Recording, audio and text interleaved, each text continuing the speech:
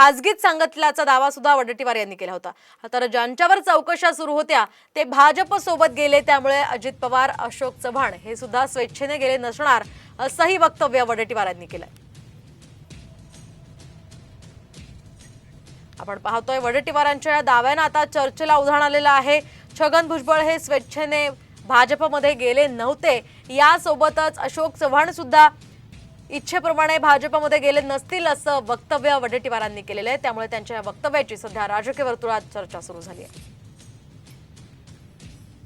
तर आधी भुजबळांसंदर्भात वडेट्टीवारांनी हे विधान केले आणि आता अशोक चव्हाण यांच्या संदर्भातलं सुद्धा विधान विरोधी पक्षनेते विजय वडेट्टीवार यांनी केल्यामुळे चर्चा सुरू झाली आहे।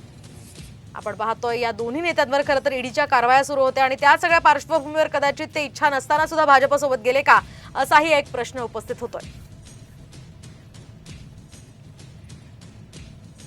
छगन भुजबळ अजितदादाबरोबर नाही भाजप बरोबरच जाण्यासाठी, त्यांच्या सत्तेमध्ये जाण्यासाठी इच्छुक नव्हते।